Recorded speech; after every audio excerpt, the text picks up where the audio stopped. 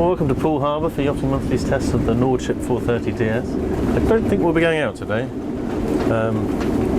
Got a force 8. The highest wind speed we've had is 47 knots so far. So we're cruisers. It's not the Volvo Ocean Race, so we'll do down below first. So here's the deck saloon. Wonderful views. We've got 7 windows here giving panoramic views. There's not one on the back bulkhead. Maybe there should be. Handholds everywhere, which is great, so moving around is going to be safe enough. It's a very pleasant place to be, isn't it? You can imagine whiling away a gale-strewn afternoon like this. Anyway, moving on to the chart table. Interesting little seat here, with legs, but it's on a strut, so it can move around. If you wanted to stand a box one with storage beneath, they can do that too. Big table, with great views out.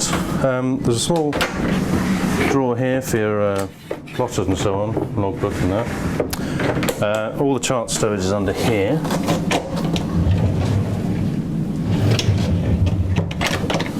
And there's a very well organised views panel just behind here. Recurring theme on this boat is tons of stowage. It's a proper blue water boat and there's stowage everywhere.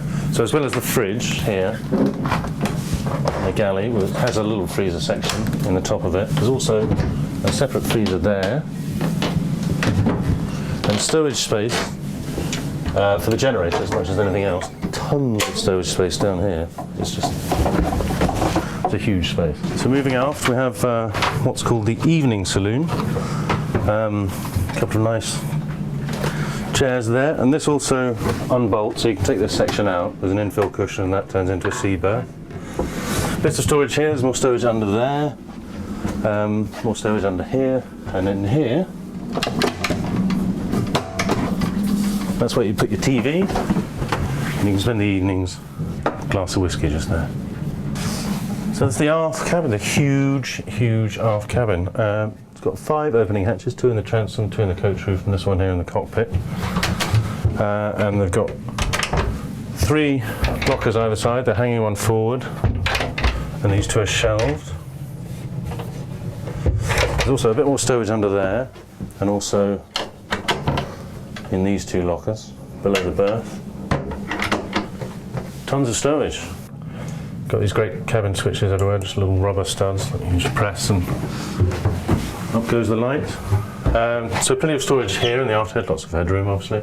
Opening hatch there, there's storage in there, more in there, lovely Corian surfaces around the Villeroy and Bosch sink, which is very pleasant. Cubby back here for the loo, although if you were to stand up then it might be an issue. Corian sole to this shower room, which has a beautifully fitting door. Everything on this boat fits beautifully, the joinery is as good as anything I've seen. There's a locker here, not entirely sure what for, but it'll definitely come in useful, and there's this teak ledge above it so that any drips don't go into the locker. Shower here obviously, and hanging locker there should you need it for towels or something. There's access to the tech room, which gives you really good access to the engine. The port side of the engine, there's the manual bilge pump just up there, which you operate from inside the saloon. There's the water tank manifold, port starboard. There's access to the water tank itself and the fuel tank. Water pumps, the heater, the battery charger, it's all in there. So we're talking about how good maintenance access is on this boat. You can dismantle the entire engine box. So this seat removes, so you've got your raw water intakes there. And probably the best engine access you'll see on a 43-footer. Moving forwards, got wonderful handholds everywhere, keep you safe in the seaway. And this is the Galley. Got the fridge here, it's got a small freezer on top, obviously another freezer down there. Gorgeous Corian worktops, got your microwave there, and this mahogany lockers outside, gorgeously lined. This is all very deep to make sure things stay where they should be. Swathes and swathes of drawers and cupboards, got the bin under there and access to the sink seacocks. Up and over top there for the stove to increase workspace. Gas shut-off is in here. And under here there's more stowage, and you can see the galvanised steel frame, the subframe on which the compression post sits, which is just here. So this is, I suppose you'd call this the centre berth. It runs under the deck saloon. There's a water tank under the aft section, there's stowage under here, as well as the heater. Your hanging locker there. And there's more stowage under the floor again, where you'll see more of the galvanised steel frame and the compression post, which is here. So Nordship's a fairly small yard. They build about 10-11 boats a year, and they're all pretty much customisable. The bulkheads stay where they are, but everything else you can fiddle around with. So if you're particularly tall and you wanted lower floors, that can be done. This here is just a forward head. What you can do is have that as a shower room, keep this bulkhead, turn this into a head, so the space under the deck saloon, which is now a double berth, could be turned into stowage, accessible through the deck saloon. So all sorts of options, just depends what you want. As I say, this one, forward heads, very nice, some stowage outside and under the sink, and one opening hatch. So here's the forward cabin, very bright, got these big moonlight hatch here, and there's another one here, they're both open. This side, got a hanging locker with a 5-foot drop. On this side, there's a shelf locker. There is an arrangement where you can get rid of the shelf locker and have an armchair there or some such. You might have also noticed these around the place. These are thermostats, and they link into individual hot air heaters, so you have hot water coming through there and a blower that fires out hot air into the cabin. So you can adjust the temperature for your wishes.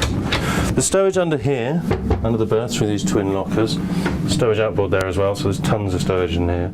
There's also a mast forward of the bow thruster, which is right under the sort of tail end of the berth. And transducer access is under here. And you see how nicely these are all finished, all varnished end grains.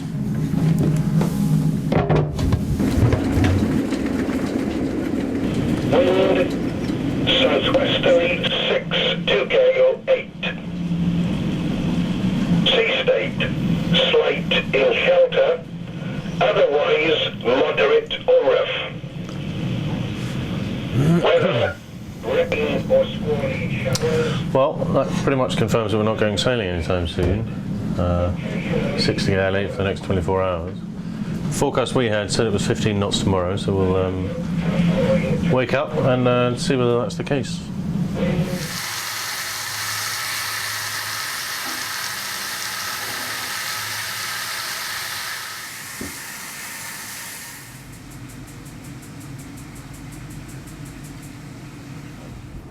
Well, yesterday was blown out. Top gust was 50 knots and it was steadily in the high 30s. This morning's much better. We've got 18 to 21 knots. The bacon's down below, so we're just going to have a spot of breakfast and then we'll go out and do some sailing.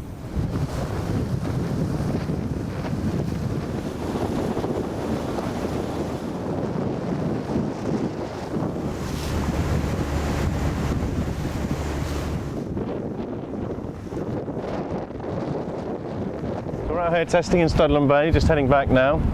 It's been sort of, I guess about 25 knots, fairly steadily. It's quite gusty coming over the hills though. So upwind it felt a bit wriggly on the helm. We probably didn't get the sail balance quite right. Off the wind, she's absolutely perfect. Feels a dream, never lost control, very well behaved. It's been great fun. It's been really good fun. It's been extremely windy, but she's dealt with it so gracefully. It's almost like you'd think this was a Sunday afternoon sail rather than, you know, a force 8 essentially, a force 7, force 8. She's extremely comfortable, goes very well, sedate, you know, no surprises. She's great fun, really easy to manage for 2 people. Yeah, she's a cracker. Well, you can see here it's very much a Scandinavian setup, so you've got the step here, seat here, and the boarding ladder for all the bow-to mooring.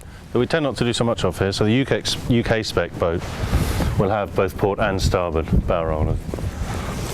Electric furling here, very convenient, and 2 gorgeous cleats with nice fairleads built in. So you've got this roller here that keeps the chain off the deck, keeps the teak pristine, another rub rail there. Nice rubber strips keep most of the water out. And then inside, nice deep chain locker. There's the windlass. The remote plugs into a cradle here. You've got very high pressure hose there for cleaning the chain when it comes up. And shore power plugs in just under here. So very tidy stanchion bases. The sockets are actually built into the whole deck joint, so it's just flush on deck, which is very nice. Massive tow rails, really good tow rails for getting a grip on. And likewise here, you've got the stippled non-slip on the deck. Moving aft, these are the forward lowers, and there's also the aft lowers which are in line with the chain plates. And look at the size of it. It's a 43-foot boat, and these massive, massive bottle screws and clevis pins, and huge. So I came forward earlier to tweak the leech line on the self-tacking jib. So this here, and straight onto these handholds, all the way back, grab this one, and step into the cockpit. And you've got those massive tow rails as well, so it's very safe moving around on deck. So all their halyards are up at the mast, which leaves this place completely line-free. You've got the main there, obviously, but no lines here, so it's very family-friendly. Got some nice cockpit drains there. We've got scuppers at the edge there, which keeps the seating dry if any water does get in here somehow. Very high coamings.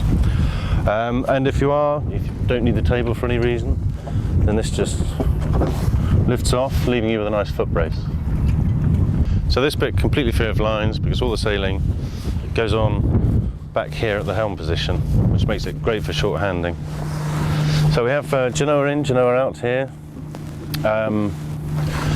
That's the self-tacker line, obviously just one sheet for the jib, self-tacking jib. There's the main out, and there's main in, continuous line, and it's all done from here on this electric winch. Easy. There's another winch over here, another Anderson 46 over here. We haven't used it yet. I guess if you had Jenica sheets, just a job. But for the furling main and furling jib, that's all you need. So for deck storage, obviously these cubbies for the sheet tails. Then we've got a sole depth locker here down to this level, again with rubber seals and gas struts. Then in each of the quarters, you've got these big lazarettes. So we just fold up the seats, and again, gas struts and rubber seals. We've just been out into Studland Bay. We had about 22-30 knots of true wind, so it was breezy enough. It was good enough to test the boat. A little bit of chop. She went really well. A touch bouncy perhaps in some of the seas. She was moving around quite a lot, and we've both had showers here, so I mean, there's the water tank. There's plenty of water in the tanks, and she's fueled up. So the ride was quite, not bouncy, sedate. Let's call it like a very nice roller coaster. Great at the wheel. Was really good at the wheel, and in performance terms, not stellar, but then it's not a performance boat. It's a very comfortable cruiser, and this would take you anywhere. You could do the entire Baltic, you could go to the Arctic in this if you wanted. So on a beam reach with about 22-30 knots of apparent wind, we were making 6.7 to 7.7 knots. Further down on a broad reach, these were both with full sails. We had about 19 to 28 knots of apparent wind, and we were making 6.6 to 7.3 knots. Then coming up into a fetch, we rolled away about 1.5 reefs of main, and at 60 degrees apparent with about 25 to 30 knots of apparent wind, we were making 5.5 to 6 knots, which is entirely respectable. Upwind, again, we couldn't get as close as we'd like because of the conditions, so it was between about 30 and 40. You could pinch to 30, down to 40 most of the time apparent. And at about 22 to 28, well, 22 to 30 knots of apparent wind, we made about 5.4, topped out at about 6.4 knots, which isn't stellar, but again, that's not what the boat's about. She's not supposed to go fast, she's supposed to be enormously comfortable. And she is extremely light at the helm, very delicate touch. We probably could have balanced the sails a bit better, but that's down to us. She's performed impeccably. She's enormously comfortable down below. So who would she suit? You're going to have money, because the base boat is £351,000, excluding VAT. This one, fully spec'd with 2 chart plotters and heating in every cabin, is about £500,000 all up, sail away price, which is a lot of money, but she's a lot of boat. She's extremely comfortable, very easy to sail for 2 people. I don't know if you choose to have the 3rd cabin under here, or whether you go for storage and just have the 2 double cabins with ensuite heads both. that's what I'd do. All I need now is £500,000.